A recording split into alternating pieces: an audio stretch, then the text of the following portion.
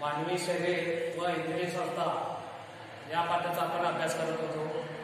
गेल्या पाठामध्ये आपण जर बघितला तर बहिःश्वसन म्हणजे काय त्याचा आपण अभ्यास केलो। बहिःश्वसन म्हणजे श्वास घेणे व श्वास म्हणजे श्वास सोडणे। बहिःश्वसन म्हणजे श्वास घेणे आणि उच्च श्वास सोडणे याचा आपण अभ्यास केलेला आहे। त्यानंतर आपण बघितलं गेल्या पाठामध्ये अंतःश्वसन म्हणजे काय। अंतःश्वसन म्हणजे शरीरातील जे पेशी आणि रक्त या दरम्यान जे वायूची देवाणघेवाण होते, पेशी आणि रक्त याच्यामध्ये जी वायूची देवाणघेवाण होते त्याला अंतःश्वसन असे म्हणतात। त्यानंतर त्याचप्रमाणे आपण पेशी श्वसन म्हणजे काय याचा आपण बघितलो। ऑक्सिजनमुळे पेशीचे जे ग्लुकोज आहे ते विद्राव्य घटकामध्ये रूपांतर होते आणि त्याचं मंद ज्वलन होऊन एटीपीच्या स्वरूपात ऊर्जा मोकळी होते याचा आपण अभ्यास केलो। त्याचप्रमाणे आपण गेल्या पाठामध्ये बघा श्वसन संस्था म्हणजे इंद्रिय संस्थेमध्ये श्वसन संस्था ही जी महत्वाची संस्था आहे त्याचा आपण अभ्यास केलो गेल्या पाठामध्ये। त्याच्यामध्ये बघा श्वसन संस्थेमध्ये त्याची रचना व कार्य, त्याची रचना विषय व त्या श्वसन संस्थेमध्ये कोणकोणते इंद्रिय भाग येतात, ते कार्य त्यांचे म्हणजे त्यांचं काम कसं करतं त्याचा आपण अभ्यास केला। त्याच्यामध्ये पहिला इंद्रिय बघितलं तर नाक हा त्या श्वसन संस्थेमध्ये नाकामधून त्या श्वसन संस्थेची सुरुवात होते। श्वसन प्रक्रियेची किंवा श्वसन संस्थेची सुरुवात नाकापासून होते आणि या नाकामध्ये केस असल्यामुळे किंवा चिकट पदार्थ असल्यामुळं त्याच्या साहाय्याने हवा जी आपण घेतो आत शरीरामध्ये ती गळून जाते। दुसरा इंद्रिय आहे श्वसन संस्थेमध्ये घसाबद्दल आपण याच्यामध्ये माहिती घेतली। त्याचप्रमाणे श्वासनलिका, फुफ्फुसे आणि श्वासपटल या 5 इंद्रियांचा या श्वसन संस्थेमध्ये समावेश होतो आणि या 5 इंद्रियांचे जे कार्य आहे, रचना कशी असते त्याचा आपण गेल्या पाठामध्ये आपण अभ्यास केला होता। आणि आज आपण या पाठामध्ये दुसरी जी संस्था आहे, रक्ताभिसरण संस्था याचा आपण अभ्यास करणार आहोत। रक्ताभिसरण संस्थेची जी रचना आहे कशी आहे, त्या रक्ताभिसरण संस्थेमध्ये कोणकोणते इंद्रिय कार्य करतात, भाग घेतात आणि त्यांचं कार्य कसं घडतं याचा आपण डिटेल अभ्यास करणार आहे। मानवी शरीर व इंद्रिय संस्था यामध्ये दुसरी संस्था आपण पाहतोय रक्ताभिसरण संस्था। रक्ताभिसरण संस्था म्हणजे काय मुलांनो, तर आपल्या शरीराच्या निरनिराळ्या अवयवामध्ये जे काय पाणी असेल, संप्रेरक असेल, ऑक्सिजन असेल, विद्राव्य अन्न घटक असतील किंवा टाकाऊ पदार्थ असतील, असे जे विविध पदार्थ आहेत आपल्या शरीरामध्ये वेगवेगळ्या अवयवामध्ये तयार होतात, त्याचे वहन म्हणजे एका ठिकाणापासून दुसऱ्या ठिकाणी हे सगळे पदार्थ घेऊन जाणे, याचे वहन या रक्ताभिसरण संस्थेमध्ये होत असते। तसंच बघितलं तर मानव असू दे किंवा उच्चतर प्राणी असू दे, मानव आणि उच्चतर प्राण्यामध्ये या रक्ताभिसरण संस्थेसाठी स्वतंत्र अशी व्यवस्था आपल्याला दिसते। त्याच्यामध्ये जर मानवी शरीरामध्ये जर बघितला तर या रक्ताभिसरण संस्थेमध्ये हृदय, रक्तवाहिन्या आणि केशिकांचा समावेश होतो। म्हणजे रक्ताभिसरण संस्था याचं कार्य पूर्ण करण्यासाठी आपल्या शरीरातील जे हृदय आहे, आपल्या शरीरातील जे रक्तवाहिन्या आहेत, आपल्या शरीरातील जे केशिका आहेत, या तिन्ही अवयवांचा या रक्ताभिसरण संस्थेमध्ये समावेश होतो। आणि हे तिन्ही अवयव त्यांचे जे कार्य आहे हे रक्ताभिसरण संस्था पूर्ण करण्यासाठी ते आपले कार्य करत असतात। त्यानंतर हृदय हे जे इंद्रिय आहे त्याची रचना व कार्य याचा आपण अभ्यास करणार आहे। हृदयाचं पोझिशन जर बघितला म्हणजे स्थान जर बघितला तर ते छातीच्या पिंजऱ्यामध्ये जवळजवळ मध्यभागी आपले हृदय असते। म्हणजे छातीचा जो पिंजरा आहे आपला त्याच्याजवळ मध्यभागी हृदयाचं स्थान असते. आणि ते हृदय जे आहे ते बरगड्यामागे आणि दोन्ही फुफ्फुसामध्ये आणि थोडेसे डाव्या बाजूला कललेले असते. तसंच आपला हृदयाचा जर आकार आपण जर बघितला तर तो आपल्या मुठी एवढा असतो.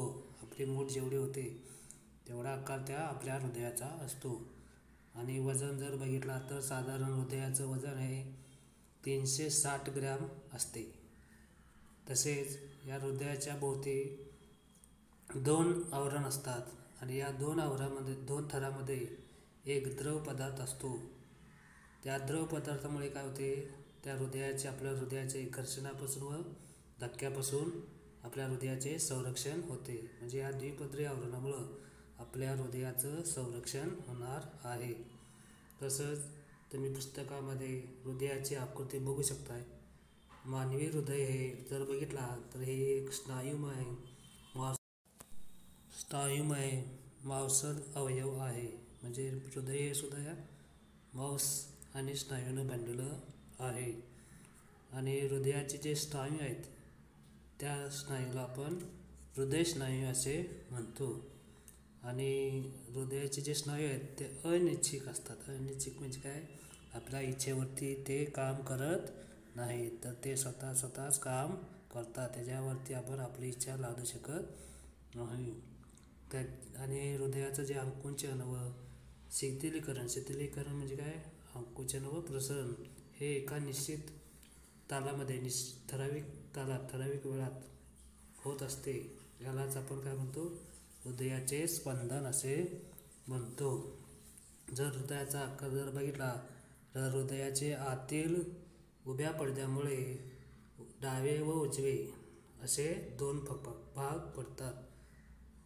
त्याचप्रमाणे या भागाचे परत 2 भाग पडतात. म्हणजे एकूण हृदयाचे 4 कप्पे आपल्याला होताना दिसतात. वरचा जो कप्पा असतो त्यांना अलिंद असे म्हणतात आणि खालील कप्प्यांना जे नाव दिलं आहे त्याला निलय असे म्हणतात. आणि उजवीकडे जो असेल त्याला उजवे अलिंद आणि डावीकडे असेल तर त्याला डावे अलिंद असं आपण म्हणतो. तसंच निलया बाबतीत डावे निलय आणि उजवे निलय असे होते. म्हणजेच मानवी हृदयाची जी रचना आहे त्या आकृतीमध्ये तुम्ही बघू शकताय. 2 भाग पडलेले आहेत. त्याच्यामध्ये महारोनी डावी धमनी आहे, डावे अलिंद आहे आणि डावे निलय आहे. आणि उजव्या बाजूला उजवी धमनी आहे, ऊर्ध्व महाशिरा आहे, उजवीकडील शिरा आहेत, उजवे अलिंद आहे आणि अधो महाशीर सुद्धा आपल्याला दिसतो. तसेच उजवे निलय सुद्धा महाधमनी दिसते. अर्धचंद्राकृती चढत दिसतो. आकृतीमध्ये तुम्ही बघू शकताय. त्याचप्रमाणे आपण दुसरा जो भाग आहे तो भाग म्हणजे त्यानंतर आपण हृदयाची संबंधित म्हणजे हृदयाची रचना व हृदयाचे कार्य कसे करते याच्याबद्दल आपण एक लहानसा व्हिडिओ बघणार आहे.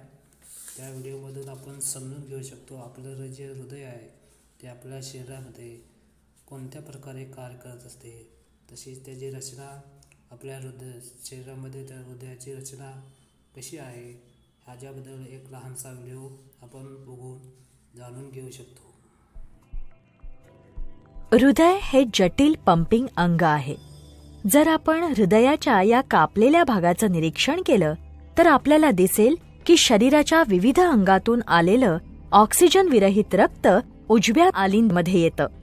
त्रिकपाटी झडप उघडताच रक्त उजव्या निलयमध्ये प्रवेश करतं. जेव्हा उजव्या आलिंद आकुंचन पावतात तेव्हा उरलेले रक्त उजव्या निलयात जातं. उजव्या निलयाच्या संकुचनामुळे रक्त फुफ्फुसात येतं. तसंच फुफ्फुस धमनी रक्ताला फुफ्फुसमध्ये पोचवते. फुफ्फुस शिरा ऑक्सिजन युक्त शुद्ध रक्ताला हृदयाच्या आलिंदातून परत आणतात. आलिंदाचं संकुचन होत असताना रक्त द्विकपाटी झडपेतून डाव्या निलयामध्ये येतं. धमनीचं संकुचन होत असताना रक्त महाधमनीत ढकललं जातं. इथून रक्त शरीराच्या विभिन्न अंगामध्ये जातं. हृदय स्नायू सतत संवेग उत्पन्न करत असतात.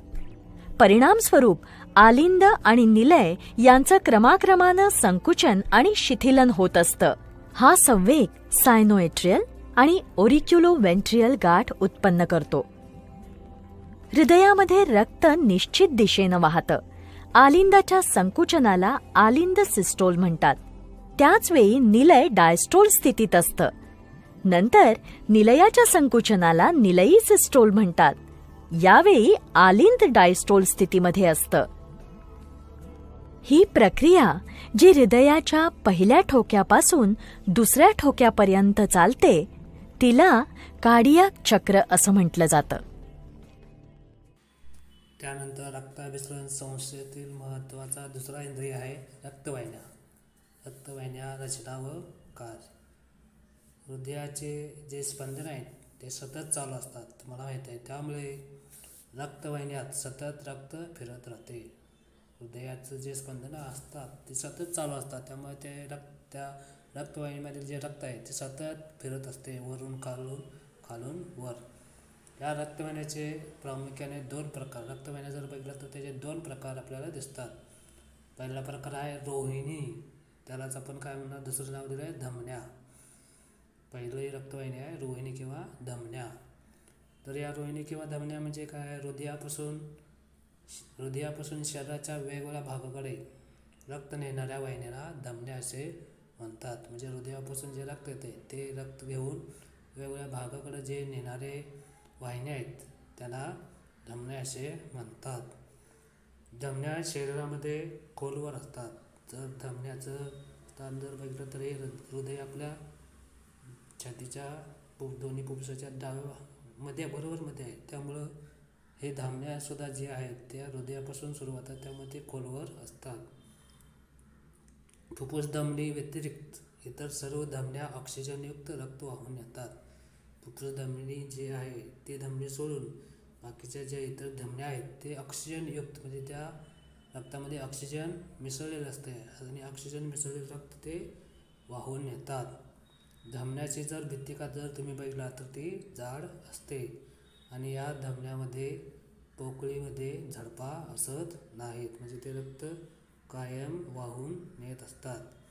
त्यानंतर दुसरं जर बघितला तर रक्तवाहिनी निला, त्यालाच आपण काय म्हणतो, शिरा असे म्हणतो. शरीराच्या विविध भागाकडे शरीराच्या विविध भागाकडून हृदयाकडे रक्त वाहून येणाऱ्या ज्या वाहिन्या असतात त्यांना निला असे म्हणतात. म्हणजे आपल्या पूर्ण शरीरामधील विविध जे इंद्रिय आहेत, विविध जे भाग आहेत त्या भागाकडून हृदयाकडे या वाहिन्या रक्त वाहून येतात आणि या वाहिन्यांना काय म्हटलेलं आहे, निला असे म्हटलेले आहे. आणि फुफ्फुस शिरा व्यतिरिक्त उरलेल्या सर्व निलामधून विना क्षतिज म्हणजे कार्बन डायऑक्साईडयुक्त रक्त वाहून नेले जाते. म्हणजे फुफ्फुस शिरा हे वाहिनी निला सोडून बाकीचे जे निला आहेत त्याच्यामधून कार्बन डायऑक्साईडयुक्त म्हणजे त्या रक्तामध्ये कार्बन डायऑक्साईड वायू मिसळलेला असतो. असे जे कार्बन डायऑक्साईड वायूयुक्त जे रक्त आहे ते शरीराच्या विविध भागाकडे हृदयाकडे घेऊन गेलेले असतात. आणि त्याचं जर निलाचं जर स्थान बघितलं तर ते आपल्या त्वचेलगतच असते आणि त्याची जी भित्तिका असते ती भित्तिका एकदम पातळ असते. त्यामुळं तसेच त्याच्या पोकळीमध्ये झडपासुद्धा असतात. आणि ह्या शिरा आपण आपल्या शरीरावरती, हातावरती सुद्धा पायावरती सुद्धा आपण बघू शकतो, कारण त्याच्या भित्तिका कशा आहेत, पातळ आहेत. आणि आकृतीमध्ये सुद्धा तुम्हाला धमन्या व निळा याची रचना आकृतीमध्ये दिलेली आहे, ते तुम्ही बघू शकता. त्याच्यामध्ये संयोजित होती हृदय स्नायू, शिराच्या स्नायू दिलेले आहेत. हृदयावरती आवरण किंवा झडपासुद्धा झडप दिलेलं आहे. सूक्ष्म रक्तवाहिनीसुद्धा दिलेला आहे. शिरा या निळा रंगाने दाखवलेल्या आहेत आणि धमन्या ज्या आहेत ते लाल रंगाने दाखवलेले आपला तिथं दिसतात. त्यानंतर असे होऊन गेले, यामध्ये आपल्याला एका ब्रिटिश डॉक्टराची माहिती दिलेली आहे. 1828 साली विल्यम हार्वे 1828 साली विल्यम हार्वे या ब्रिटिश डॉक्टरानं आपल्या शरीरामध्ये जे रक्ताभिसरण कसे होते, आपल्या शरीरातील मानवी शरीरातील रक्ताभिसरण कसे होते याचे वर्णन त्या डॉक्टर विल्यम हार्वेने केलेलं दिसते. आपले हृदय म्हणजे एक स्नायू पंप असून या पंपाद्वारे आपल्या शरीरातील रक्ताभिसरण केले जाते.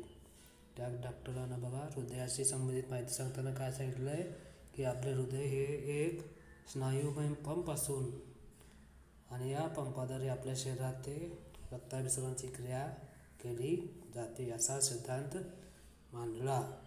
तसेच रक्तवाहिन्यामधील जे झडपाचे काम कसे चालते हे हार्वे यांनी शोधून काढले. तसेच बघा रक्तवाहिन्यामध्ये झडपे जे आहेत त्यांचं काम कसं चालतं आहे, त्यांचं कार्य कसं चालते याची माहिती सुद्धा या डॉक्टर विल्यम हार्वे यांनी शोधून काढलेलं आहे.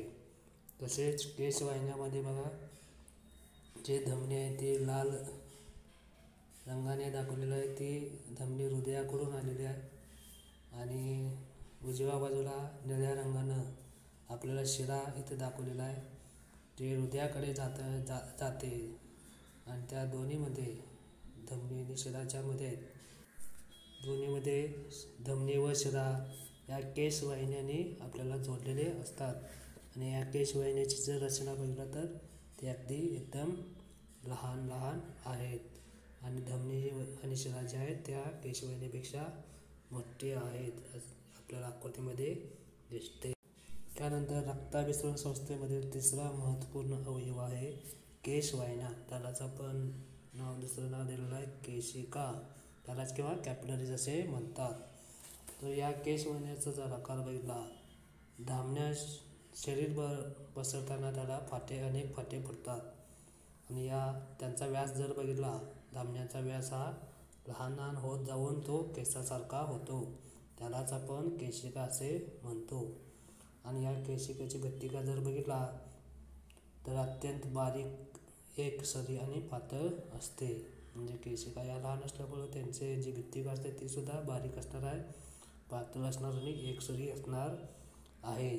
त्यामुळे केशिका आणि पेशी यांच्या दरम्यान पदार्थाची देवाणघेवाण सुलभ होते.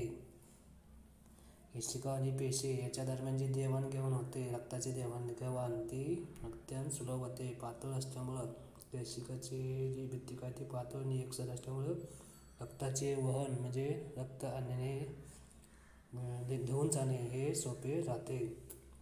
ह्या देवाणघेवाणातील रक्तातील ऑक्सिजन, अन्नघटक, संप्रेरके, जीवनसत्वे पेशीत मिळतात आणि हे देवाणघेवाण होत असताना रक्तातील ऑक्सिजन असू दे, अन्नघटक असू दे, संप्रेरक असू दे किंवा जीवनसत्वे असू ते पेशीत मिसळतात.